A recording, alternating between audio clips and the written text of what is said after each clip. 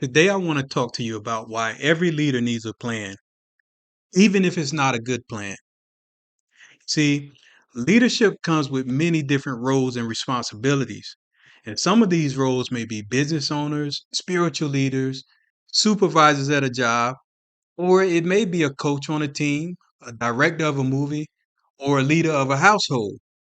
Either way, a plan will create order, desire, and the confidence needed to both lead and to be led by a leader.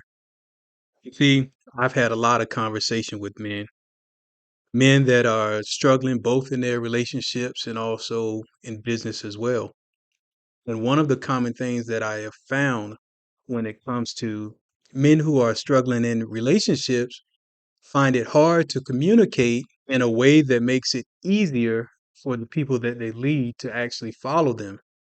And one of the things that I've noticed is that these same men usually don't have a clear, decisive plan that both inspires, persuades, and energizes the people that they are supposed to be leading.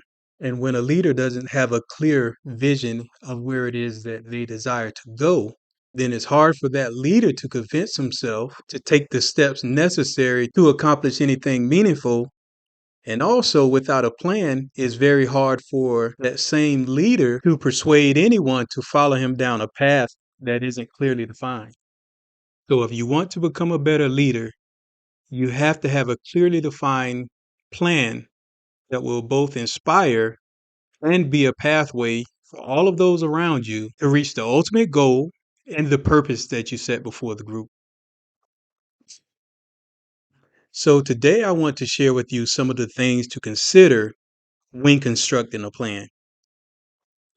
First, let's understand that planning is the highest expression of faith in God and belief in yourself. Planning is your opportunity to pull the desires of your heart out of eternity into time. So, the first thing that you must do is take time to sit down and write down the vision you have within your heart. Each of us have desires with a vision attached to it within us. It is our job to pull these desires out of our heart, write them down, come up with a plan to accomplish them, and do it. Sometimes that vision may be very clear. Maybe it's things that you've desired in your heart since you were very young. For others of us, it may be things that you discovered when you were in college or just going through life and understanding the things that you're passionate about and the things that you're good at doing. And this brings you to understanding what your purpose truly is. Or maybe you actually had a vision or a dream, and this dream won't leave you. However, you've never told anybody about this dream. Maybe you don't quite understand this dream or the vision that you have for yourself. And you definitely haven't written it down and made it clear what it is that you see in this vision for yourself. So now it's time to write that vision down and also come up with a plan to fulfill the purpose that you feel as though you've been called to. I'm going to leave a link in the description of a great video that I did that explains how you write out your vision. It's called How Do I Create a Vision for My Life or Awaken My Old Dreams. I'll leave that along with some additional information that'll help you in creating a vision and also links to help you create an inspiring, well thought out plan. So within your goal planning process, you're going to ask yourself, what are some of the goals within my vision? I like to look at the goals within a vision as islands on the way to your main destination. These goals are pieces that may or may not make up the whole puzzle.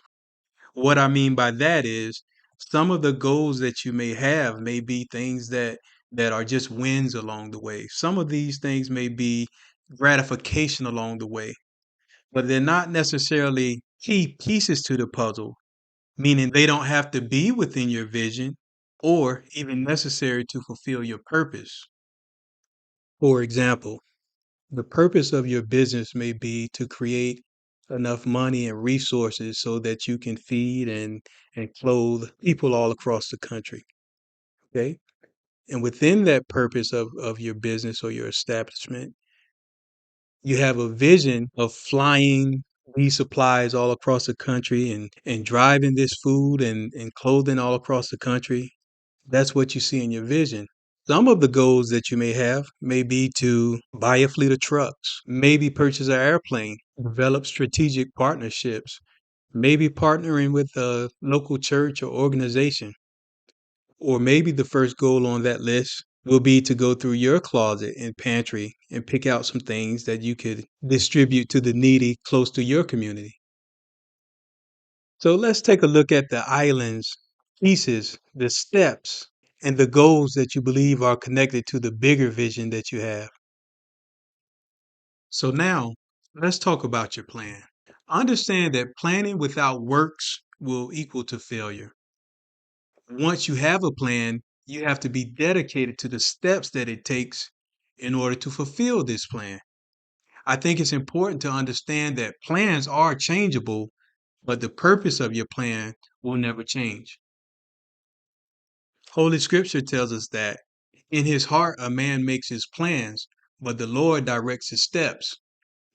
This will help you understand that even if the steps in your plan changes, your ultimate goal will still succeed. This is why I said that the goals that you create may or may not be pieces to the ultimate puzzle. You see, in that strategic partnership that you create, they may already have the planes and the fleet of trucks and the people to move the supplies. Maybe all they need is your vision and your financial support. But ultimately, your goal of providing for the less fortunate will succeed. So maybe right now you're not focusing on that aspect of your vision. Maybe you're focusing on your marriage. Maybe you're focusing on being in better health. Maybe you're focusing on parenting right now. I want you to know that everything that we're talking about still applies to those situations as well. At the end of the day, you need a plan. So apply these steps to whatever it may be that you're focusing on at the moment. This brings us to purpose. I want to reflect on scripture again, and I'm going to come from Proverbs 16 and 1. And this tells us that to man belongs the plans of the heart, but to God belongs the answers of the tongue. This simply means that the plans are your responsibility, but how it's going to happen is God's responsibility. So you have to have a vision. You have to have goals. You have to have a plan. Even if it seems like an impossible plan at the moment, know that you're almost guaranteed success. You'll have the confidence to lead. You'll have the pathway to persuade and energize others to follow you. And you're giving God something that He can bless more than you could ask or imagine. So your purpose and your ultimate goals are almost guaranteed to succeed. And the only reason I'm saying almost is because you have to make sure that the plans that you have are centered around serving more than just yourself. Ask yourself, how will your plans help others? Who does your plan serve? How does this plan connect to the ultimate purpose that God has for my life? So, in conclusion, every leader needs a plan. And when you have this plan, just commit to your creator, whatever you do, and your plans will succeed. This is Tori Bryant, your transformation simplificator, helping leaders simplify the way that you see and respond to complicated times. Talk with you soon.